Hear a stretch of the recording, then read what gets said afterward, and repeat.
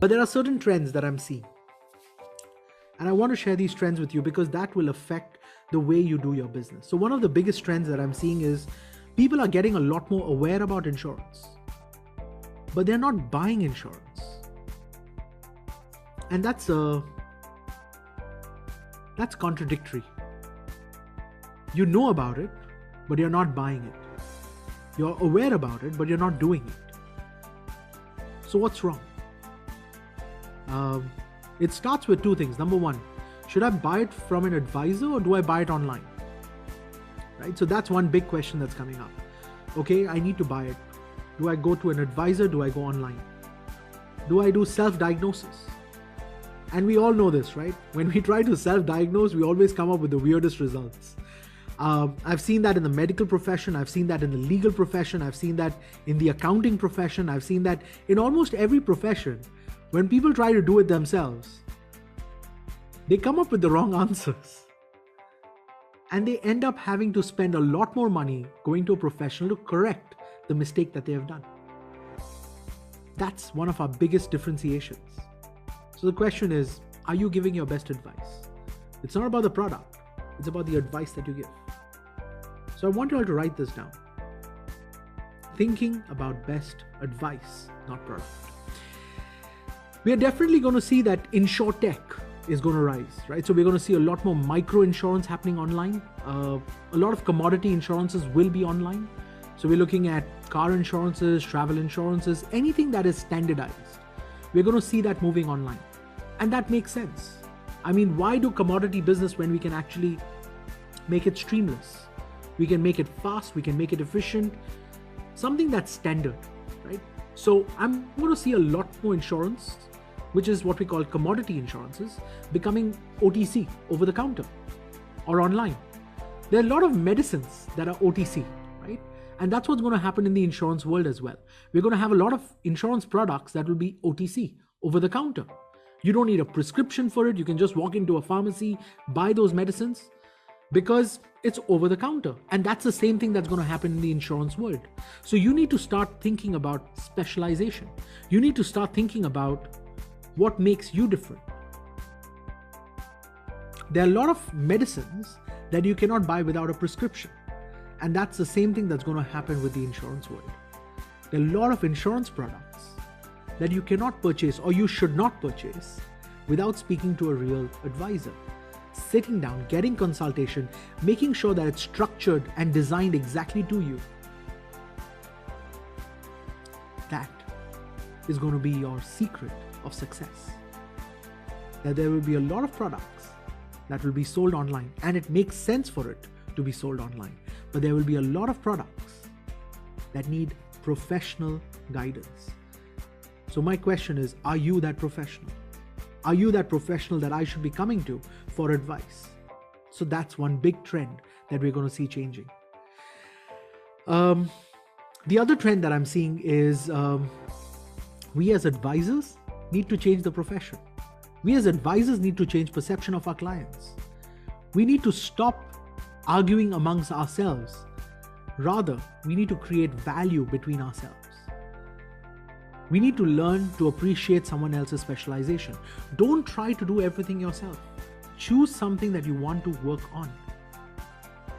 One of the biggest mistakes that we do is we try to do everything. And when we try to be everything for everyone, that is the secret to failure. You cannot be everything to everyone, guys. You cannot. You need to choose the kind of people you work with. You have to choose the kind of products you enjoy working with. You need to choose the way you work, the systems that you will adopt. You need to choose that. And that's one change and major trend that's happening in our profession. Advisors who are becoming specialists are going and becoming more and more successful. Think about it. Are you that specialist for your client? The next most important thing is the way you position yourself. You cannot make everyone happy. So you have to choose who you work with. It can either be a demographic. So you can either say that I work with millennials, or I work with people in their 20s and 30s, or I work with pre-retirees, or I work with people who have already retired. You need to start choosing where you position yourself in the market. Because if you don't position yourself correctly, then people don't know who should come to you. You need to choose who you like working with. In this business, if you have Monday blues, if you don't like to go to work on Monday, you don't like to work on a Saturday or a Sunday, right? You don't like to do it, you're working with the wrong people. Think about it. We love spending our Saturday and Sunday with people that we love. We like spending Saturday and Sunday with our friends and family. If you don't like to spend your Saturday and Sunday with your clients, you're working with the wrong people. I know a lot of you got into this job thinking, so there were three secrets that we are told when we joined this business, right? We are told you can earn as much as you like. You're told you can work with whoever you like, and you can work whenever you like. Those were the 3 secrets that I was told when I was joining this business. My father told that to me. He said, Sanjay, you can earn as much money as you like. You can work with whoever you like, and you can work whenever you like. And the reality is, some of you quit a 9-to-5 job for a 24-hour job. Your clients can call you even late in the night, right? How many of you are earning money that you wanted to earn? How many of you are happy with the amount of money that you're earning? So think about it, right? That are you earning what you wanted to earn? And how many of you are working with people that you truly like to work with? Some of you, I know advisors who tell me, Sanjay, the people that I like to work with don't like to work with me. How many of you are facing that, right? That you're not working with the people you like. And that's one big problem that we're seeing in our profession, that we're working with people we don't like. And that's why it's stressful. So it's about positioning yourself. Now, we can almost get everything in a supermarket. So when you go to a supermarket, you can pretty much get everything, but you still have specialist stores. You still have stores that sell specific things, and they're usually more expensive. You can't buy a very high-end brand in a supermarket. Think about it. You can't. And the reason is because in a supermarket, you get things that are usually of lower value. But you would walk into a high-end store, and that's where people would be spending a lot of money trying to get things which are very, very expensive. You don't buy cars in a supermarket, right? You go into a car showroom. And I want you all to think about this. Are you a supermarket or are you a high-end branded store? Think about this. If your business is built to be a supermarket, then your system is different. If your business is built to be a high-end store, then your business is different.